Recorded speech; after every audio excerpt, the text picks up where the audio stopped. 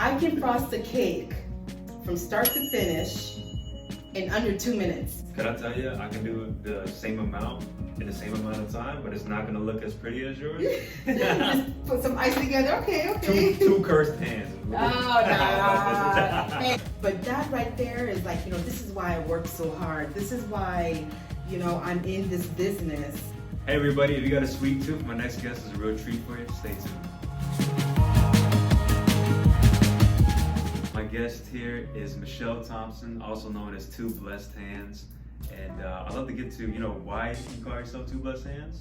But first off, why don't you tell us your story, how you got started? I went to culinary school in 2000, and ever since I was a little kid, I always wanted to be a chef of some sort because my mom used to always cook a lot of foods. I'm like, I want to be like her one day. But I went into culinary school. When I took a baking course, that's when I knew that I wanted to be a pastry chef, and that's where my gift was. So 20 years down later, I've made over like 160,000 cakes with these hands. Oh yeah, so yeah. Mm-hmm. Which you can catch on Instagram, which we'll link below, by the way. But let's talk about your moniker, 2BlessedHands, on your hat, on your shirt. Mm-hmm. Why do you call yourself that? I started, I made that hashtag out back in 2019 when I started using Instagram and posting all my work, and I'm like, I need to have some kind of hashtag. And I was like, well, you know what? I got 2 blessed anointed hands, so let me just start using this hashtag. When I'm posting my work, 2 blessed hands, and before you know it, in 2017, I have a full-blown business called 2BlessedHands now. And there's no doubt that you got 2 blessed hands. Thank you. Yeah, no problem. All the custom cakes, all the pastries that you enjoy making, I love seeing that on Instagram. But what is like your favorite thing to bake or cook? My favorite thing to bake is sugar cookies. I love sugar cookies, custom sugar cookies, around the holidays, Christmas, Halloween, Valentine's. I love making the dough. The kitchen's my playground where I get to play and get dirty with flour and sugar and roll icing everywhere, even in my hair. Yeah. But I love, making the dough, rolling out the cookies, and making the roll icing and piping on the cookies and piping all the different designs, because I love drawing. I am an artist, but an artist through the work that I make that is edible. That is my favorite thing to do, are the sugar cookies. I love that.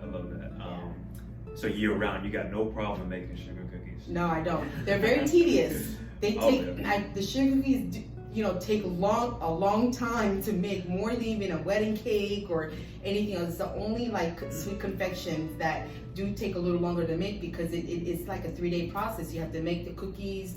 Once you put the roll icing on, sometimes you have to wait a day before coming back and doing any finishing work. But they're very beautiful. They're sometimes too pretty to even eat. People don't even want to eat it. They just want to keep it like a souvenir in their kitchen, somewhere. Oh, I love it. So that's your favorite thing to make. And I'm curious, is there something that you don't like making, or maybe something about baking that you don't like? I think any very small, sweet, petit four type desserts, because anything that's smaller, it takes a lot more time to make, especially macarons. When you make that, because depending on the weather outside, you just don't know, the consistency of the macaron, and probably not gonna bake right when it comes out the oven. You don't want to do it on a cloudy day because of the humidity and stuff. So there are some sweet confection pastries that are a little more tedious to make, but I would say that will be my least favorite. What is your favorite part, your most favorite part about your job, your business? My favorite part, I'm gonna tell you what my favorite part is. Yeah. Is when I deliver the product and I see the beautiful smiles on my clients' faces. For anything from weddings to birthday cakes, whatever, when I see the reaction of the product that I made, that makes me feel so good. Yeah. Because being a business owner, especially a small one, you have to do a lot. You're have 10 jobs, you have 10 hats going on. Yeah. But that right there is this is why I work so hard. This is why, I'm in this business. Seeing their smile and their reaction, it just really, it makes me go to bed, like I sleep good at night. You know, just something about that, because they're eating something and they're that I made, that these hands made. And these are 2 Blessed Hands. Like, I don't control them. I just watch what they do in the kitchen. I just sit there and watch. They do all the work. I can't take credit for them. It's 2 Blessed Hands, not me, okay? Yeah. It's these hands. Yeah. You got a lifetime of cooking experience now, or baking experience, right? And you started so long ago, but what is like perhaps a piece of advice for someone that wants to get into cooking or baking for longevity? What can you tell like your old self, your younger self, if you had a piece of advice for her? Passion. You know, if you want to get into something, like passion is one thing that's going to keep you going for the long haul. Because if you're not passionate about something, if you're not giving your all, you're not going to, you know, there's not going to be no longevity in that.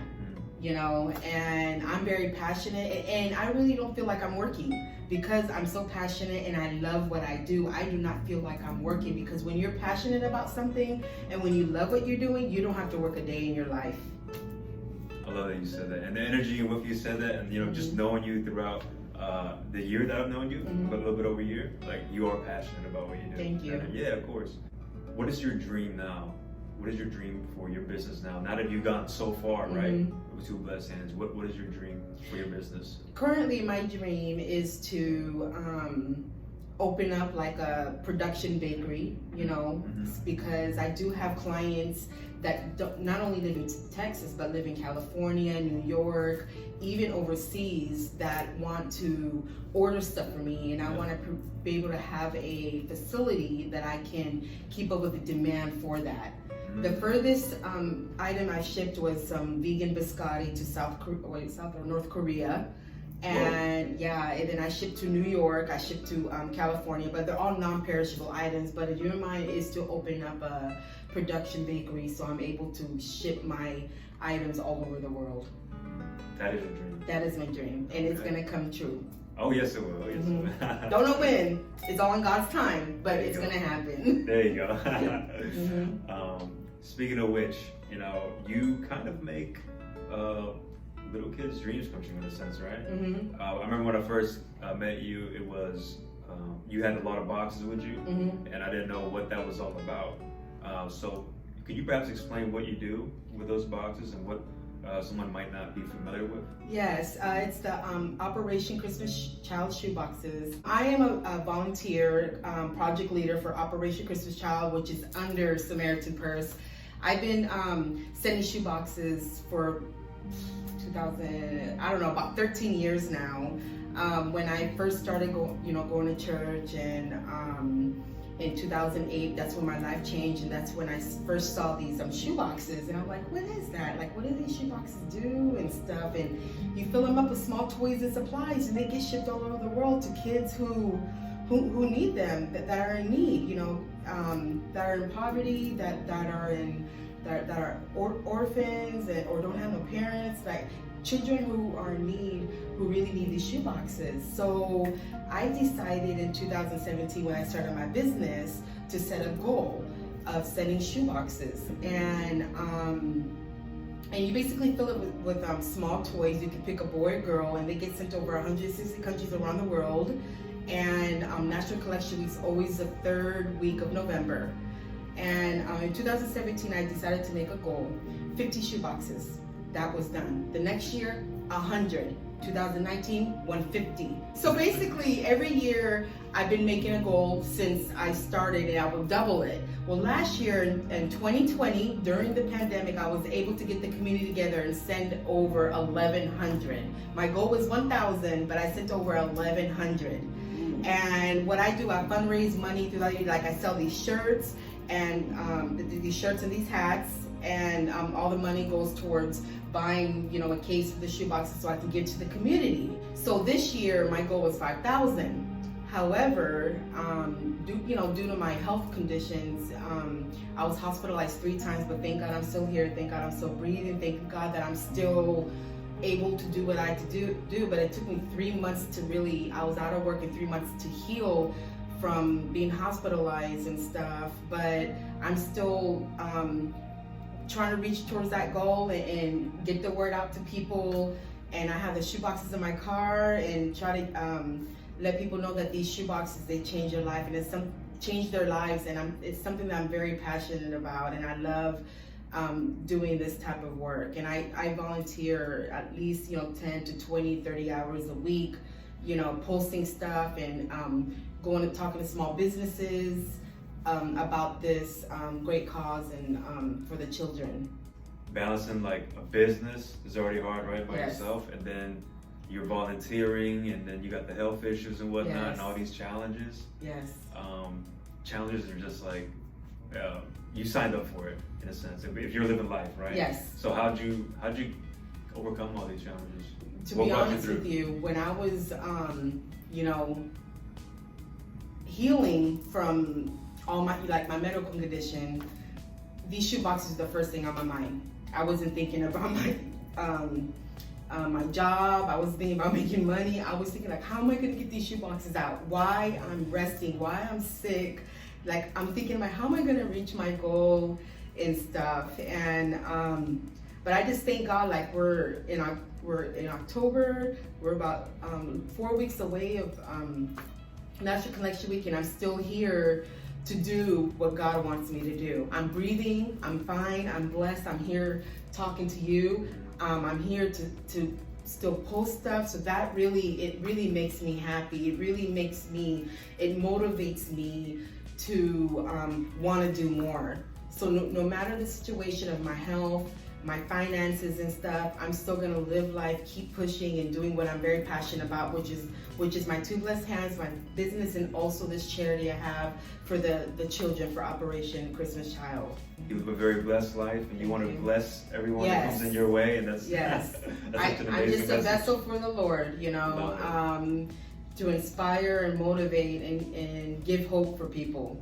Even with the cakes that I do, I pray over every single sweet confection and items that I do before I give it to my clients' hands. Because cakes and anything sweet that I make, it creates memories that last a lifetime. And I have clients for 20 years, 15 years. They remember that cake from 20 years ago. They remember that cake from 15 years ago. When I first started, I was making cakes and giving them away for free. Or I was, to get experience, and I was selling them for very cheap. And I have them remembering me, and they're coming back 20 years later, 15 years later, ordering from me. So you plant a seed, but you get to harvest it at a time when you really need it. They order cakes from you. What a blessing. And then you know what? If you want a blessing to come your way, you got a birthday coming up. Someone has a birthday coming up. Order a cake. Order some sweets from 2BlessedHands, Michal Thompson. Yes. And Michelle, do you have anything else you'd like to leave the audience with? So I do do several lines of desserts. I do have, just regular sweet confection, buttery, sugary desserts. I make vegan desserts. I also make gluten-free, sugar-free, and holistic desserts. The holistic desserts and cakes that I make are gluten-free, sugar-free, dairy-free, and vegan. And they're healthy for you to eat.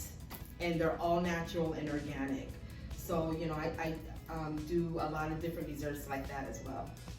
Just hearing you say all that made me really hungry. Yeah, I know, me too. I want a vegan cookie. Watch it, I'm gonna go bake some after this interview. I appreciate you taking the time to be here. Thank you for having me. No, thank you. Tell us about your life, your business.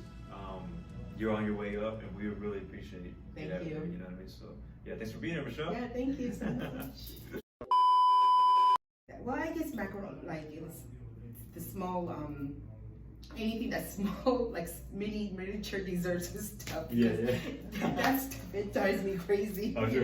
It does. It's man, you would think, oh, it's small, it's easy. No, it takes forever. Man. It took 5 minutes to do that little tiny thing, and I still got 150 more to go. I can frost a cake from start to finish in under 2 minutes, probably a minute and a half, an 8-inch round with a border, with writing, and a flower in under 2 minutes. Whoa.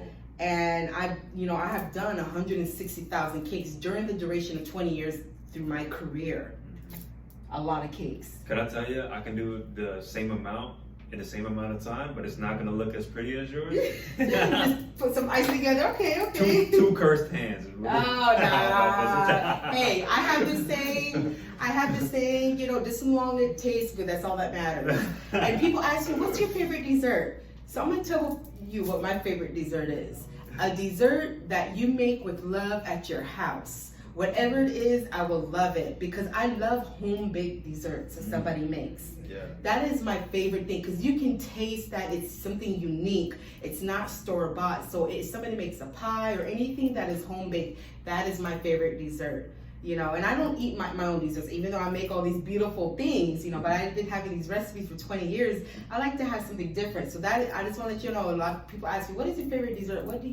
I like somebody else's homemade dessert. That's my favorite.